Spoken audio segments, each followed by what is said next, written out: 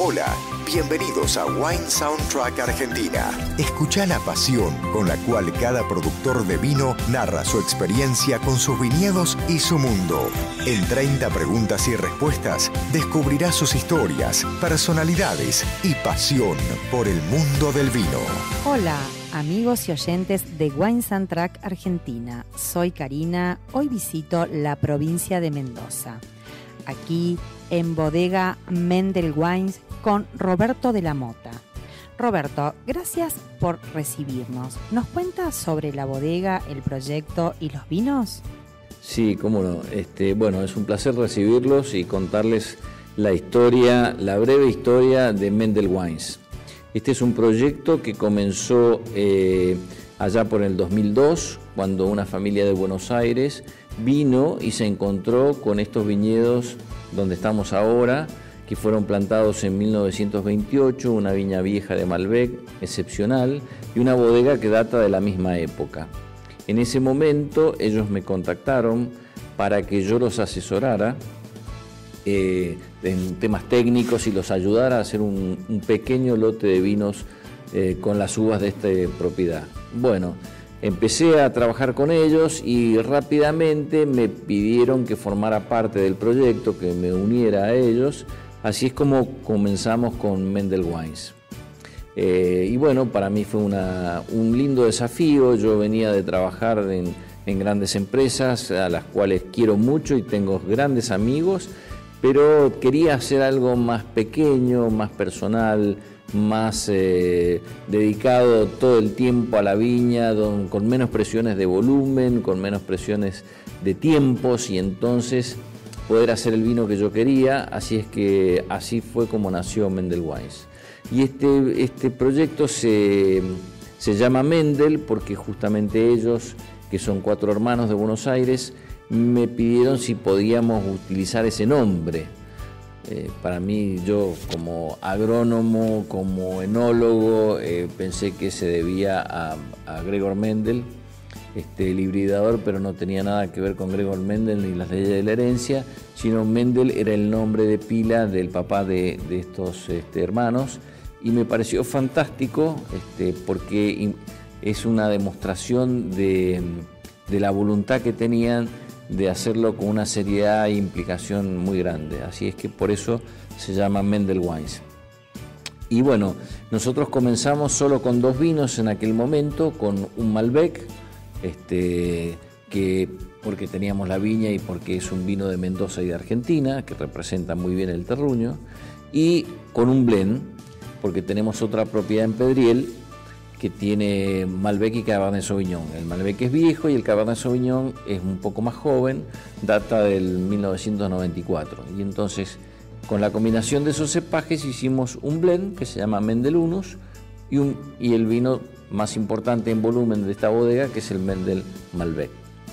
Pero rápidamente adquirimos otra propiedad en Altamira, y cuando adquirimos esa propiedad en Altamira, que tenía un semillón y también otros cepajes, y entonces empezamos a agrandar la familia.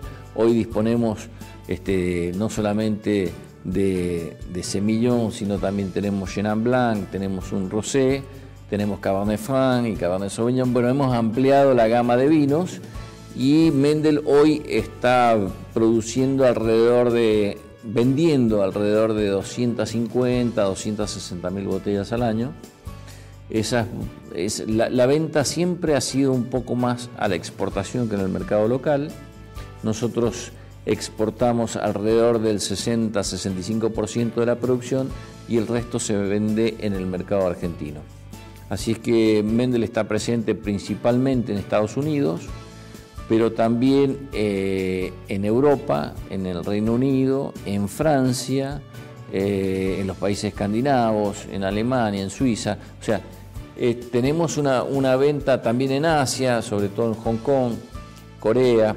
Así es que tenemos bastante extendida la venta en volúmenes pequeños para cada país, salvo Estados Unidos, que representa para nosotros prácticamente el 25 a 30% del vino que exportamos.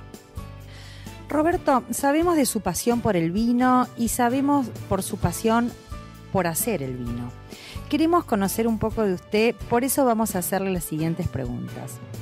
¿Cuál fue su primer importante y relevante recuerdo acerca del vino? En mi caso es un poco difícil porque data de mucho tiempo. ¿Y por qué te digo esto? Porque mi padre era enólogo, yo nací prácticamente en una bodega porque vivíamos en la bodega Arizu, sociedad anónima en la ciudad de Mendoza, en Godecruz, Mendoza. Ya no existe la bodega, pero está el edificio. Y entonces el recuerdo con el vino es mi recuerdo de la infancia, es el recuerdo de haber, de jugar todas las tardes. Yo iba al colegio en la mañana, al mediodía regresaba a mi casa, hacía rápidamente las tareas y después era ir a jugar a la bodega, que era el gran patio de mi casa. Con lo cual el vino para mí me recuerda a mi infancia, me recuerda a mi padre, me recuerda a muchísimas cosas. ¿Cuál fue el primer vino memorable que bebió y recuerda en qué ocasión, oportunidad? Bueno, cualquiera te diría que fue un gran vino. Hay muchos grandes vinos que recuerdo porque he tenido la gran suerte de poder probar muy buenos y grandes vinos. Y bueno, grandes vinos franceses y de italianos y de muchos orígenes. Pero el primer gran vino que probé es increíble, lo probé cuando era un niño y lo probé de la mano de un operario de la bodega, se llamaba Charola y él tenía una chacra en los fondos de esa enorme empresa y entonces él, cuando trabajaba la viña, tenía una botella, como se usaba en aquella época, tenía una botella forrada con arpillera mojada para mantener el líquido fresco. Y ese líquido fresco que él tenía era agua con vino. Entonces me acuerdo que para mí fue un gran honor, en tanto que niño, estando con él, que él me convidase de su agua y su vino. Fue el primer vino que me acuerdo así que me impresionó, porque era un agua riquísima. Y qué gran ocasión. Qué gran ocasión. Así que bueno, después obviamente he tenido la suerte de probar vinos muy viejos, vinos que para mí tienen muchísimo significado, vinos que hizo mi padre, mi padre hizo vinos que después tuvieron bastante fama, como el Caballero de la Cepa. Tomé un Caballero de la Cepa del año 65, que siempre me acuerdo de ese vino porque fue emocionante, el Malbec 77, Estrella, el Cavas de Vaino 77, que fueron vinos que Parker en su momento los consideró como el only one outstanding de América Latina. Y bueno, ese vino, siempre tengo todavía algunas botellas de ese vino que para mí es memorable. Y después tuve la suerte de estando y trabajando para una empresa de un grupo europeo, de poder tomar grandes vinos y viejos que para mí son íconos y que no olvidaré nunca. Como tomar, qué sé yo, muchos vinos del 82, como Cheval, como tomar un Dickem 67, como tomar, un Petrus muy viejo también, vinos del 45. Así es que, bueno, todos esos vinos hacen que uno se acuerde. Cuando empiezo a recordar, son muchos, por suerte. Entre todas las zonas del mundo, ¿quién cree que bebe lo mejor en términos de calidad? Es una pregunta bastante difícil porque yo creo que hoy, cosa que no sucedía en otras épocas, la calidad del vino ha mejorado a nivel global, a nivel mundial. Es un fenómeno que se da en todas partes, incluso en Argentina. Yo creo que hoy en Argentina el consumidor tiene a relación calidad-precio muy buenos vinos y hoy puede haber mucha diferencia de estilos entre los vinos, pero no en calidades. Yo creo que ya no hay malos vinos y eso ha sucedido en los últimos años. Por ejemplo, cuando nosotros empezamos a trabajar y a hacer degustaciones a ciegas de vinos de la competencia en la década del 90, uno encontraba vinos, inclusive vinos de prestigio, pero cuando degustaba a ciegas había algunos que tenían algunos defectos. Cuando uno hace esa degustación hoy, y por más amplia que sea la gama de vinos que elijas para hacer esa degustación a ciegas, te puedo asegurar que puedes encontrar diferentes estilos, más frescos, más maduros, más concentrados, más ligeros, pero lo que no encontrarás, o muy difícil, un vino con algún defecto, salvo un defecto de tapón o ese tipo de cosas, pero ya no hay vinos defectuosos, son vinos de estilos distintos. O sea, yo creo que hoy, y eso no ha sucedido solo en la Argentina, yo creo que ha sucedido a nivel global. ¿Cuánto cuesta la botella más cara de Mendel Wines? Es una yo no estoy especialista en precios, pero te puedo decir que alrededor de $110 un finca remota en Estados Unidos. ¿Cuál de los vinos de esta bodega le está dando la mayor satisfacción en este momento? Mira, hoy hay muchos vinos que me dan muchas satisfacciones y yo creo que por suerte la mayoría de ellos, porque si no me da alguna satisfacción trato de no sacarlo al mercado.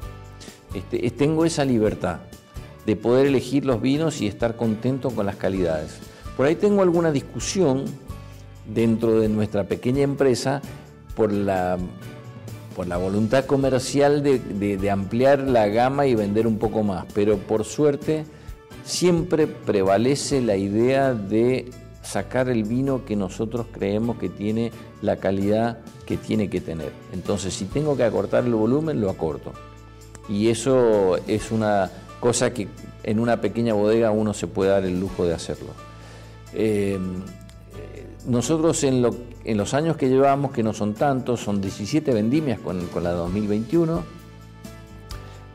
siempre hemos ido progresando paso a paso y siempre hemos tenido la suerte de mantener una base muy sólida en cuanto a la calidad de los vinos.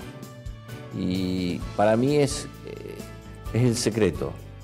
Esto es algo que se hace a muy largo plazo y solo puede estar basado en que la calidad sea consistente. ¿Cree en una variedad o varietal perfecto? Hay algunas variedades que son un poco más, diría, polifacéticas que otras. Hay variedades con las cuales uno puede elaborar vinos de un solo cepaje, monovarietales, que tengan muchas expresiones muy disímiles. El caso típico a nivel mundial, cualquiera te diría que es el Pinot Noir, que te permite hacer un vino como un Borgoña Super, que te va a dar una amplitud de aromas, de estructura, de parámetros para describirlo que hacen que sea un vino muy amplio.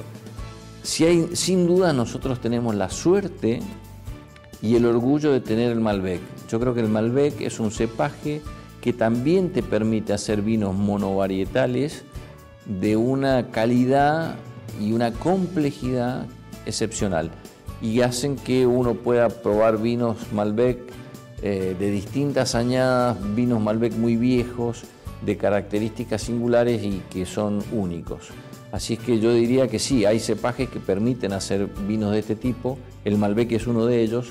Hay otros que son un poco más, por decirlo así, un poco más monolíticos y entonces tienden a hacer un vino un poco más lineal y un poco más difícil de ganar en complejidad. Entonces son cepajes que se utilizan más para hacer vinos en cortes, que aportan mucho, pero que son más difíciles de hacerlo como monovarietales. Por ejemplo, el Petit Verdot.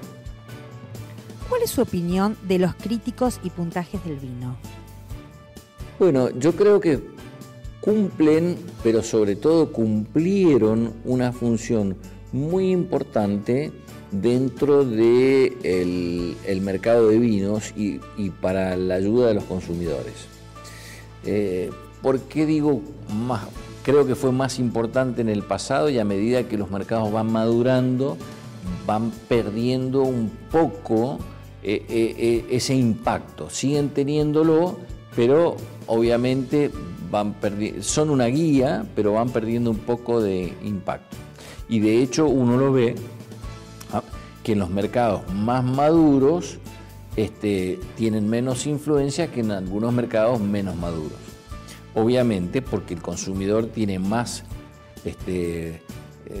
digamos, parámetros propios, tiene más poder de discernimiento que en algunos mercados donde necesita un poco la guía.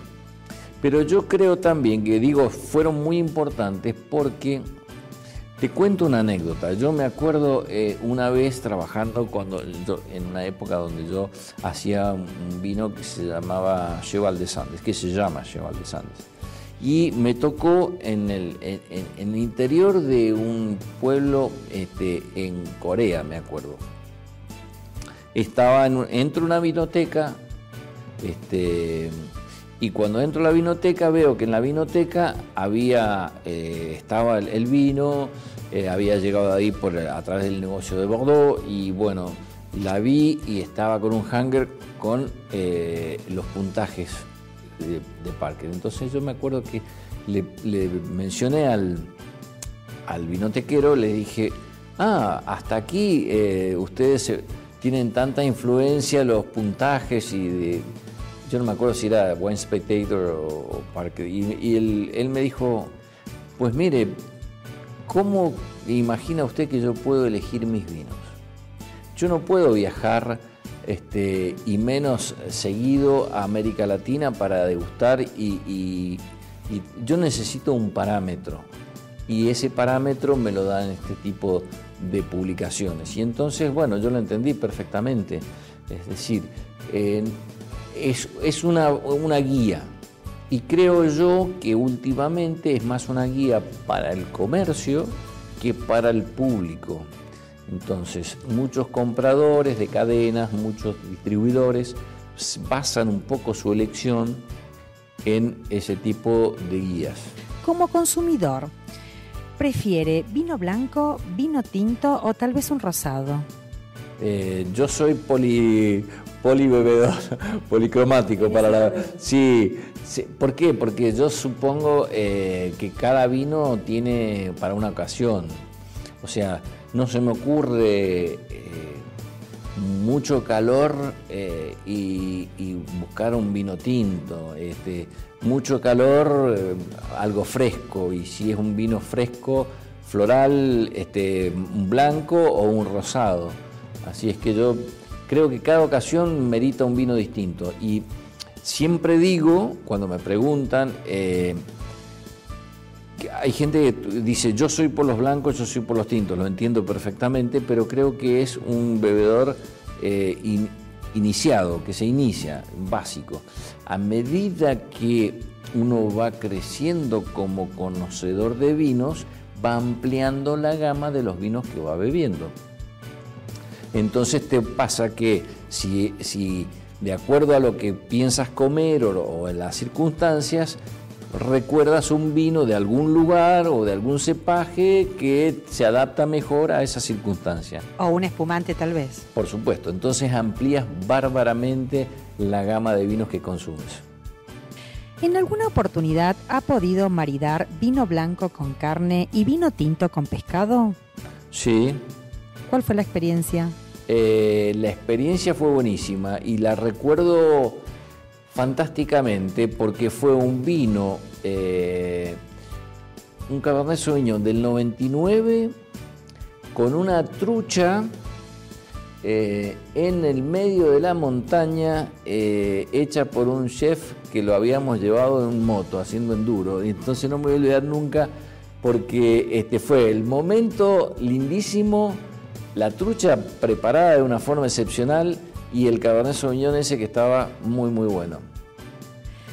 ¿En alguna oportunidad ha bebido demasiadas copas o botellas de vino y ha quedado con alguna resaca? Haber bebido mucho, por supuesto, me ha pasado. ¿Y receta para salir de la resaca? Resaca no, no recuerdo una resaca molesta, no. Más que dormir, mucho no ha sido. Y si hay algo que tengo como principio es que cuando uno bebe y el vino generalmente es bueno, no hay problema de resaca. ¿Qué pierde una persona no bebedor de vinos al no probar sus vinos? Creo que pierde la posibilidad de apreciar algo.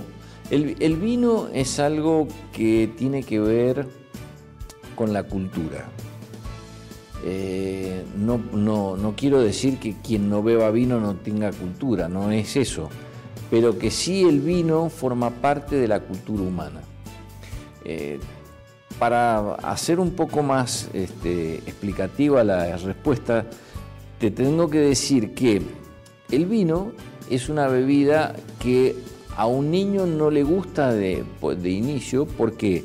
Porque es astringente, porque tiene acidez, porque no es algo dulce, salvo algunos vinos especiales, pero sino lo que como bebé, como niño, uno acepta y aprecia es lo dulce.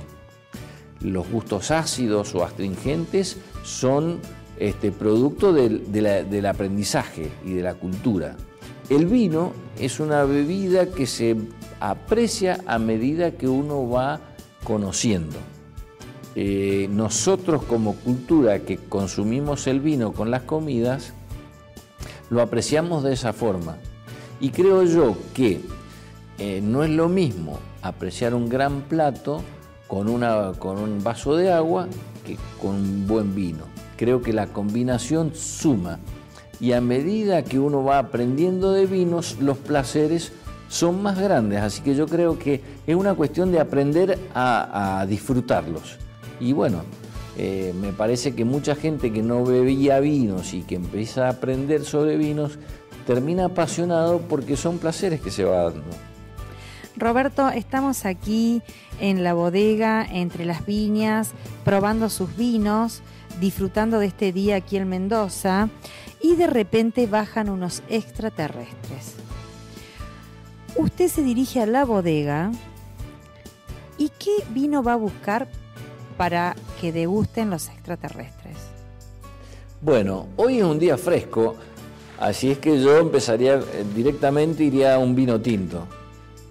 Y si son extraterrestres, y les daría un Malbec, ¿por qué no? Y les daría un Mendel Malbec. Me parece que es el ícono de la casa y que bueno, que tengan ese vino, que lo disfruten. Y si son buenos extraterrestres, bueno, espero que lo aprecien. ¿Tiene stock para que se lleven? Si lo pagan, por supuesto. Sabemos que cada vendimia es una historia diferente. Hay cosas que se repiten y otras no. ¿Qué tiene para contarnos de su experiencia? Tengo para contarles que mi primera vendimia oficial fue en el año 85, así que hasta ahora llevo muchas vendimias y cada una, como tú dices, es diferente. Cada una representa un desafío. Y también es cierto que por más que podamos llevar muchas vendimias y que tengamos casi 30, casi dentro de poco tendré 40 vendimias y demás, son pocas. Tenemos solamente una al año. A veces cuando podemos hacer vinos en el otro hemisferio son 2, pero nunca más que eso. Y entonces significan un desafío porque cada año pretendemos sacar el mejor vino posible. Y entonces es un trabajo muy arduo de mucho tiempo en la viña. Después del trabajo en la viña, tener una uva que uno quiere, cosecharla en el buen momento, poder cosecharla en el buen momento y después procesarla. Y generalmente encima, en bodegas pequeñas como las nuestras, cada cosa es un one shot. Tenés una posibilidad, tenés un tanque, una vasija con el vino de esta parcela y esa tiene que ser tal cosa. Entonces, bueno, es mucha dedicación, mucho esfuerzo. Representa un trabajo muy arduo, pero también un placer enorme. Y creo yo que además, los que estamos en el mundo del vino tenemos la suerte de poder hacer algo que trasciende en el tiempo. O sea, cuando hacemos un vino, ese vino se guarda. Si uno tiene la suerte de que tenga características de calidad buenas, va a perdurar bien en el tiempo y uno podrá disfrutarlo en el futuro con tus hijos, con tus amigos, con tus nietos. Yo tengo la suerte de poder disfrutar vinos que hizo mi padre con mis hijos. Y bueno, son generaciones que trascienden a través del vino. Yo creo que eso tiene el vino. ¿Tiene algún ritual de buena suerte para el comienzo de cada cosecha? No tengo rituales, o sea, no creo en esas cosas porque creo que trae mala suerte. No tengo rituales especiales.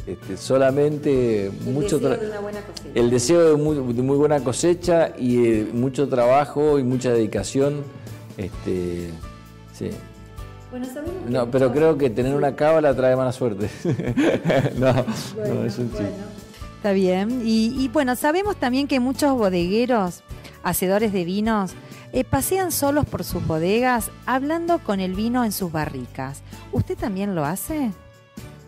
No, creo que uno habla con uno mismo, y uno va tratando de discutir, charlar, ver, tomar decisiones. Yo creo que los momentos de vendimia son momentos en que siempre es importante estar en la bodega, porque son momentos en que hay que tomar muchas decisiones y cada decisión que uno toma, desde el momento en que decide cosechar, cómo va a vinificar un vino, qué proceso va a hacer, cuánto va a macerar, cómo lo va a macerar, son decisiones que se van tomando a medida que uno está presente y lo está haciendo. Degustando y uno decide, bueno, lo macero hasta aquí, voy a lograr esta extracción, lo voy a dejar más tiempo, lo voy a dejar menos tiempo, todo. Son decisiones que uno va tomando, entonces uno va hablando y se va cuestionando permanentemente porque cada acción que uno va tomando tiene una influencia sobre el vino que va a hacer. Sabemos que algunas personas leen las hojas del té, otras personas leen el fondo de una taza de café. Si usted pudiera leer el fondo de una copa de su vino tinto, ¿qué le gustaría que revelara? Qué pregunta. Me gustaría que revelara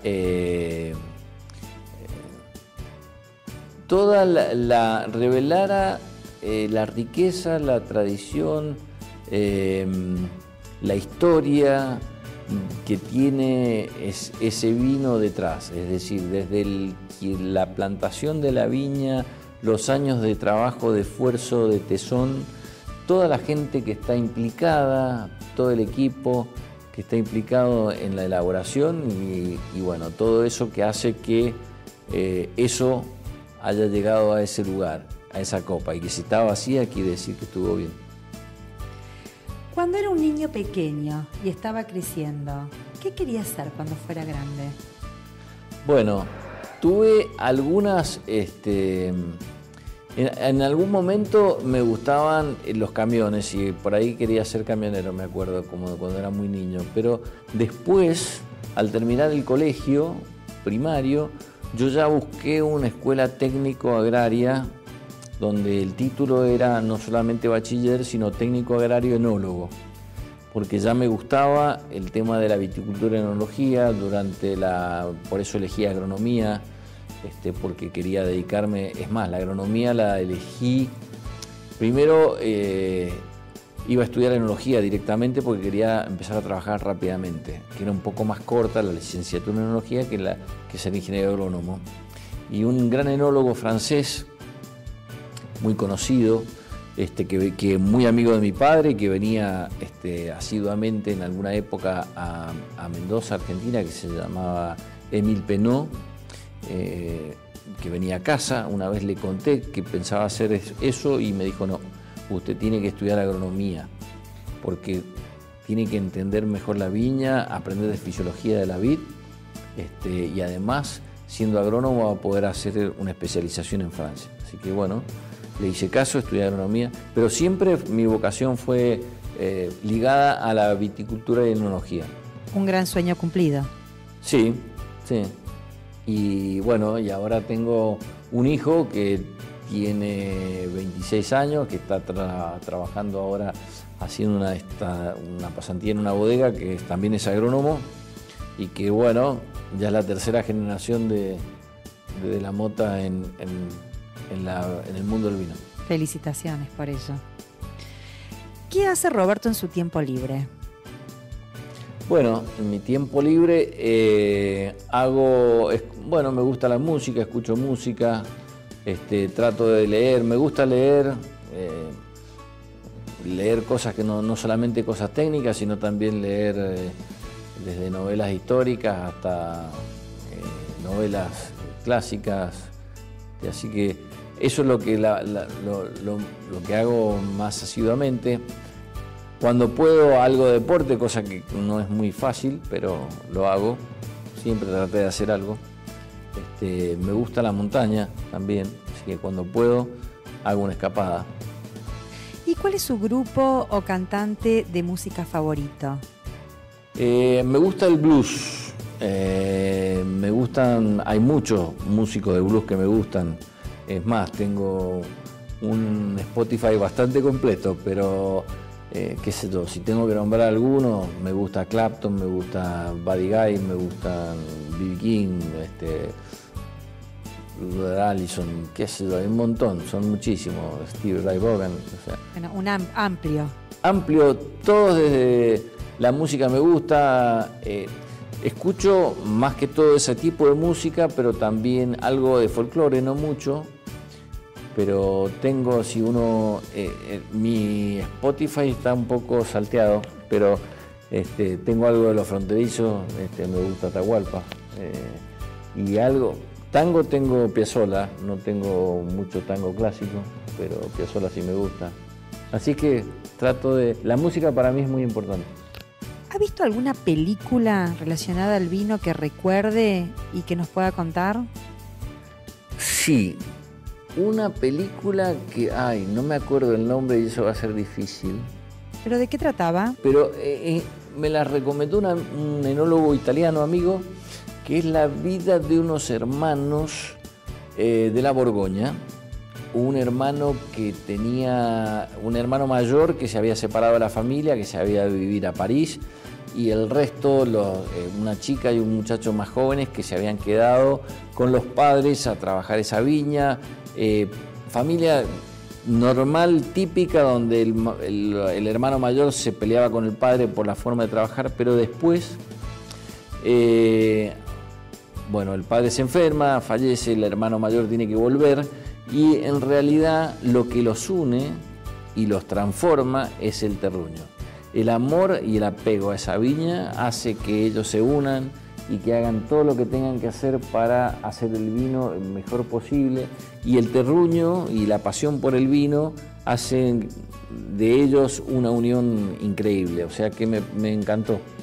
Una gran cosecha, un gran año, creo que está hablando de esa película. Exactamente. Bueno, para una noche realmente romántica, Roberto, ¿qué vino pediría? Depende de dónde sea y cómo sea. Si es verano puede ser un rosé, me encantaría. Pero si es invierno y están más cerca de la estufa de leña, buscaría un tinto. ¿Es fanático de algún equipo deportivo?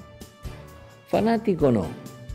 Me gusta del fútbol, me gusta, siempre fui de Boca, pero no sin fanatismo.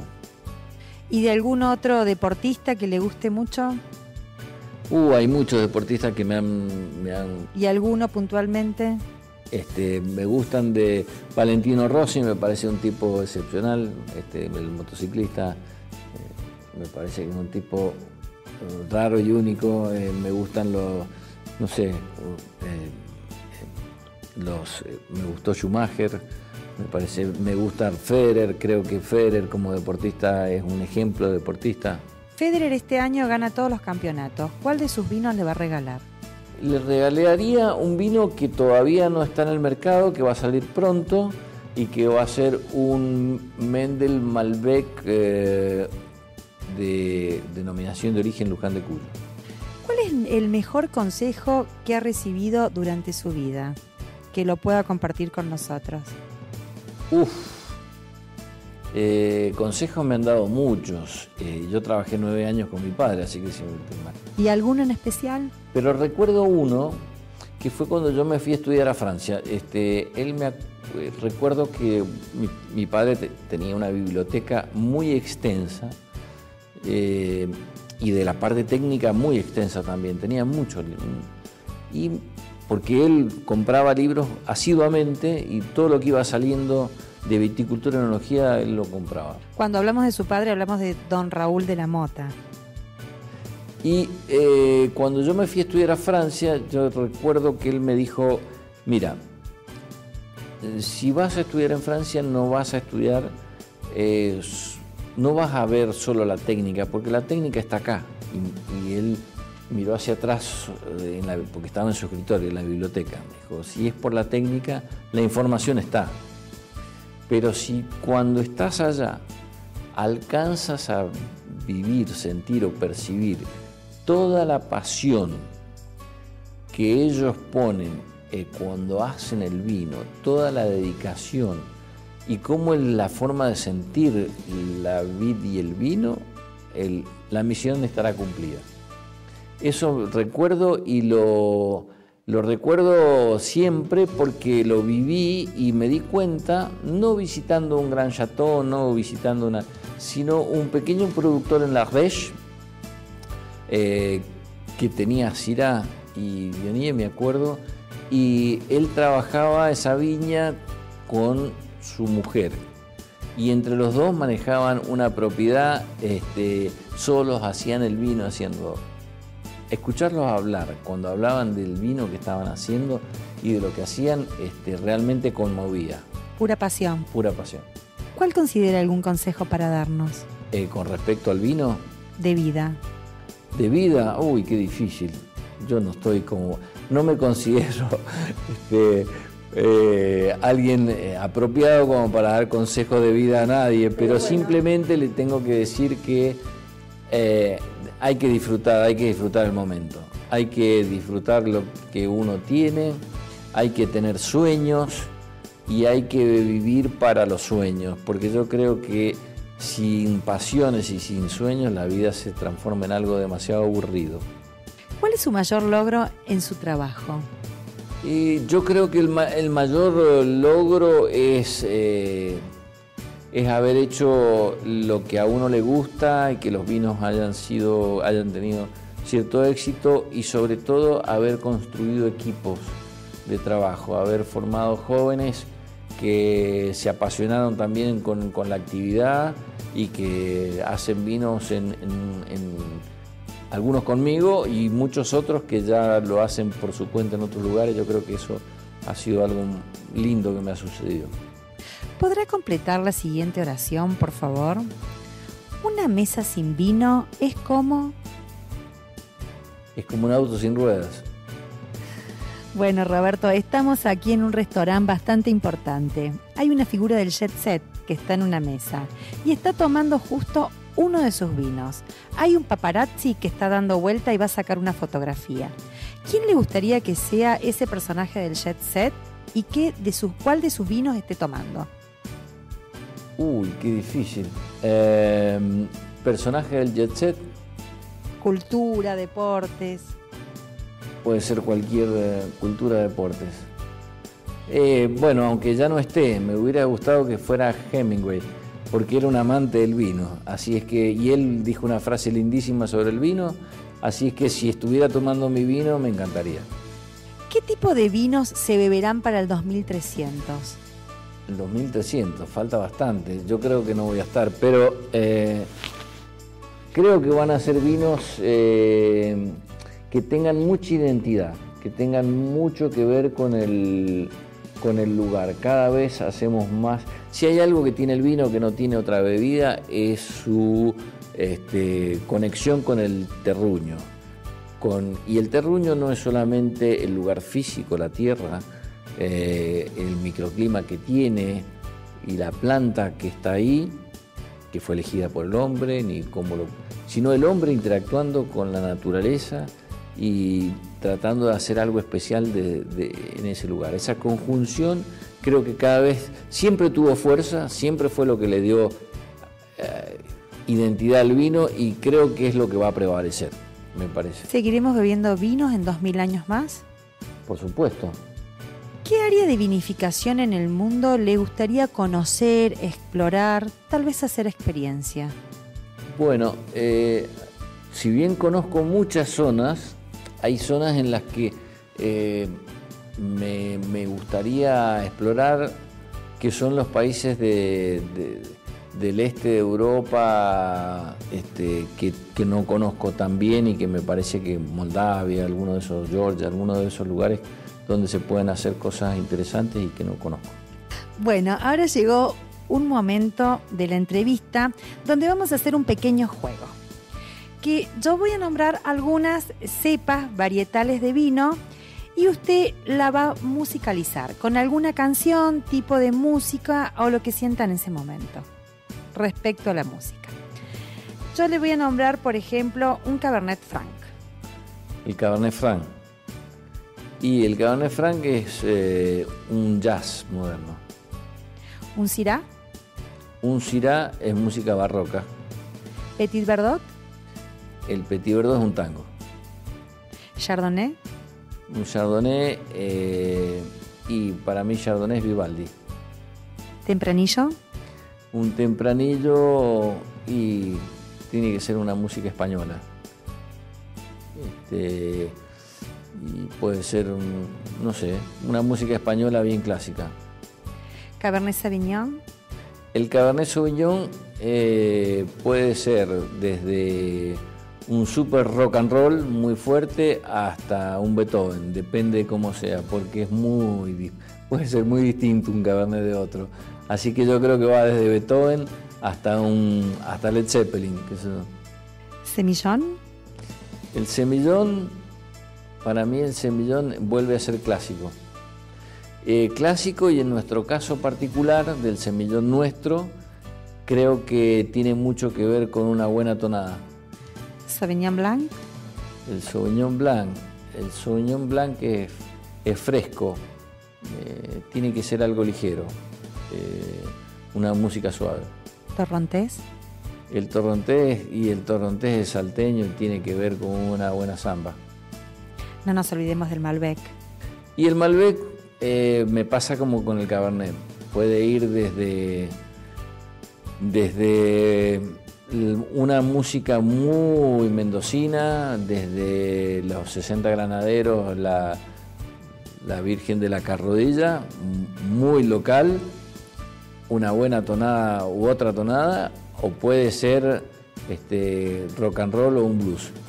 De acuerdo a cómo me toque. El Malbec tiene todas las posibilidades. Roberto, piensa en una cepa o tal vez alguna favorita que no le haya nombrado y le podrá poner música.